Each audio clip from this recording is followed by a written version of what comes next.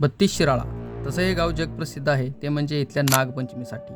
आणि याच शिराळ्याने इतिहास रचला आहे, तो म्हणजे शौर्याचा व बलिदानाचा.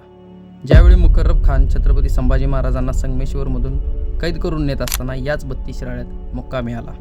महाराजांना मुघलांच्या तावडीतून सोडवण्याचा प्रयत्न याच 32 शिराळ्यात झाला. नमस्कार मित्रांनो, स्वागत आहे पुन्हा एका नवीन व्हिडिओमध्ये. आज आपण आलेलो आहे 32 शिराळ्याच्या भुईकोट किल्ल्यावरती.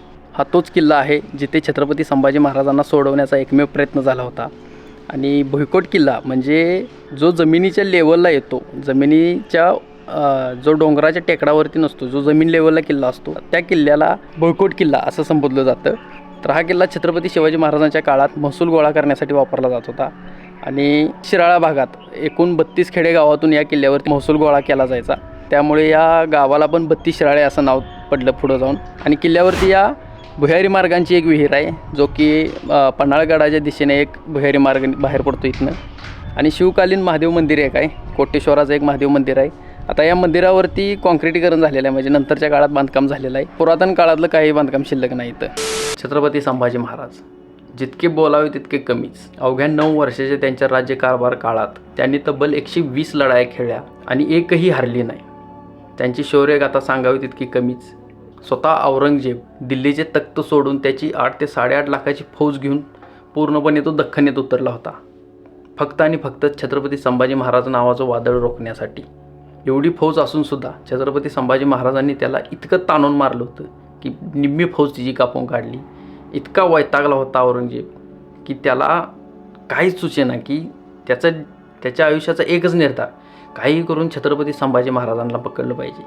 ज्यावेळी 1 फेब्रुवारी 1689 रोजी फंद फितुरीने छत्रपती संभाजी महाराजांना व कवी कलशांना संगमेश्वर नावडी येथे कैद करण्यात आलं, त्यानंतर मुकर्रब खान आणि त्यांचा मुलगा इखलीस खान तो जितक्या जलद होईल तितक्या जलद तिथून औरंगजेबाच्या दिशेने निघायला लागतात.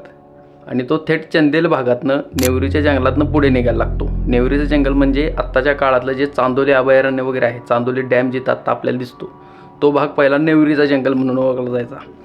1689 रोजी तर चांदोली डॅम नव्हता, आत्ता 1976ला त्याचं काम चालू झालं होतं, त्यामुळं त्यावेळी चांदोली डॅम नव्हता आणि ते पूर्ण परिसर तो नेवरीचं जंगल म्हणून ओळखलं जायचं.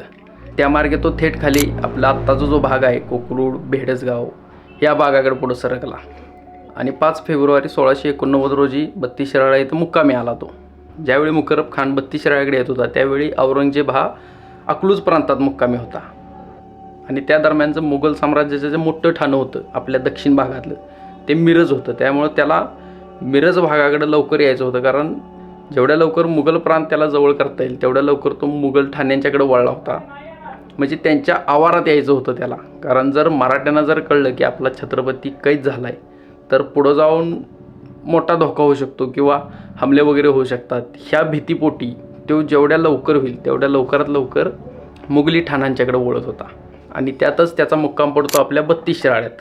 32 शिराळ्यात मुक्काम पडला. ह्या गोष्टीचा माग काढत काढत आपल्या पुनाळचे ज्योत्याजी केसरकर, पुनाळमध्ये त्यांची आत्ता समाधी पण आहे, हे ज्योत्याजी केसरकर आपल्या छत्रपती संभाजी महाराजांच्या सोबत नेहमी असायचे. पण ज्यावेळी छत्रपती संभाजी महाराज अटक झाले त्यावेळी ते त्यांच्यासोबत नव्हते.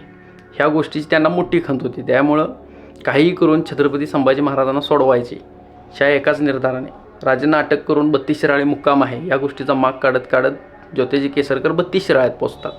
त्यावेळी 32 शिराळ्याचे सरदार होते सरदार तुळाजी देशमुख. ज्योत्याजी सरदार तुळाजी देशमुखांची गाठ घेतात व त्यांना ह्या घटनेची पूर्ण कल्पना देतात. त्या क्षणी सरदार तुळाजी देशमुखांच्या पायाखालची जमीनच सरकते, कारण ही घटना न पचण्यासारखी होती आणि मराठ्यांना या गोष्टीची काहीच कल्पना नव्हती. त्यामुळे हे सर्व ऐकून सरदारांना धक्काच बसतो.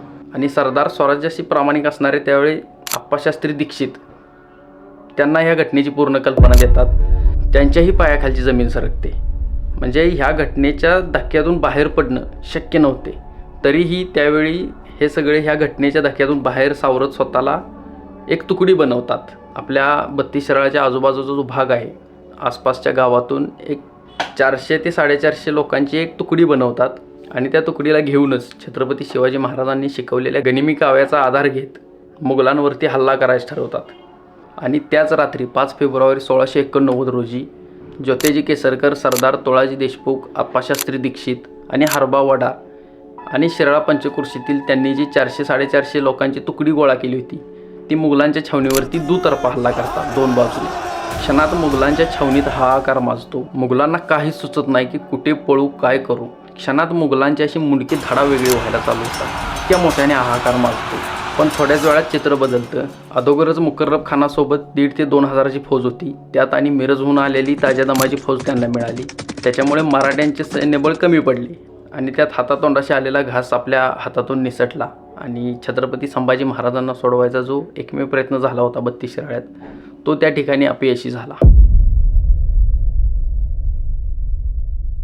या धुमसचक्रीच्या चकमकीत सरदार तोळाजी देशमुख, आप्पाशास्त्री दीक्षित, हरबा वडार व त्यांच्यासोबत असणारे 400-450 मावळे हे सर्वच धारातीर्थ पडले. त्यांच्या प्राणाचं तिथं त्यांनी बलिदान दिलं. त्यातून ज्योत्याजी केसरकर जखमी अवस्थेत बचावले होते. त्याच्यानंतरच्या काळात ज्योत्याजी केसरकरांनी थेट रायगड गाठलं होतं. पण त्यांच्या मनी नेहमीच एक दुःख असं राहून गेले की आपण छत्रपती संभाजी महाराजांना वाचवू शकलो नाही. या 32 शिराळ्यात झालेल्या बलिदानाची घटना एकदम कमी स्वरूपात इतिहासात नोंद आहे. ज्या आहे ती थोड्या प्रमाणात आहे. सविस्तर अशी जास्त माहिती वाचाय कुठं मिळत नाही आणि मला जितकी माहिती मिळाली ती मी तुमच्यासोबत शेअर केलीच. आणि या 5 फेब्रुवारी 1689 रोजी झालेल्या बलिदानाची आठवण म्हणून आम्ही 32 शिराळकर 6 फेब्रुवारीला 32 शिराळ्यात शौर्य दिन म्हणून साजरा करतो. सरदार तोळाजी देशमुख, आप्पाशास्त्री दीक्षित, हरबा वडार आणि त्या 400-450 मावळ्यांना आम्ही शिराळा येथेच भुईकोट किल्ल्यावरती श्रद्धांजली वाहतो. आम्हा 32 शिराळकरांची इतकीच इच्छा आहे की हा इथला 32 शिराळाचा इतिहास समाजामध्ये पोचला पाहिजे, सर्वांना माहिती पडला पाहिजे. माझा एक हा छोटासा प्रयत्न होता की 32 शिराळ्याची घटना तुमच्यापर्यंत पोहोचावी. तुम्ही तुमच्या ओळखीमध्ये तुमच्या मित्रांना ही माहिती शेअर करा. जितक्या लोकांना माहिती पडेल तितकंच आपल्या समाजात आपल्या लोकांनी दिलेल्या बलिदानाची माहिती मिळेल. आम्हाला 32 शिराळ्याचा इतिहास फक्त नागपंचमीपुरता प्रसिद्ध ठेवायचा नाही. आम्हाला आमचा 32 शिराळ्याचा इतिहास शौर्याचा व बलिदानाचा म्हणूनसुद्धा समाजापर्यंत पोहोचवायचा आहे. हा होता माझ्याकडून एक छोटासा प्रयत्न 32 शिराळ्याची शौर्यगाथा सांगण्याचा. मला जेवढी माहिती मिळाली मी तुमच्यापर्यंत पोहोचवली. तुम्हाला माहिती कशी वाटली मला कमेंटद्वारे नक्की कळवा. शेवटी 32 शिराळ्यातील शौर्यगाथेत बलिदान झालेल्या मावळ्यांच्यासाठी एवढंच म्हणेन, लढाईतल्या मरणाचे उत्सव आम्ही साजरे केले. शर्त करुनी स्वराज्यासाठी मावळे कटून कटून मेले. शर्त करुनी स्वराज्यासाठी मावळे कटून कटून मेले. खरं तर छत्रपती संभाजी महाराजांच्याबद्दल बोलायचं झालं तर मन आतनं असं भारावून येतं. मी किल्ल्यावरती पण हे जे आता स्टुडिओमध्ये जेवढे रेकॉर्डिंग झाले तेच मी किल्ल्यावरती बोलून आलो होतो. पण त्या भावना अनावर होत नाहीत. अंतर्मनातनंच दुःख होऊन जातं की छत्रपती संभाजी महाराजांच्याबद्दलच आपण सांगतोय.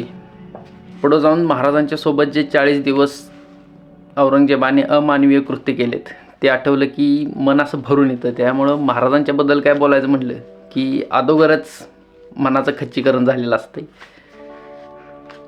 मन भावनिक होऊनच शब्द बाहेर पडतात. त्यामुळे मी स्टुडिओला येऊन रेकॉर्डिंग करायला लागली दुसऱ्या दिवशी. तर चला आपण भेटू पुढल्या व्हिडिओमध्ये. तोपर्यंत धन्यवाद.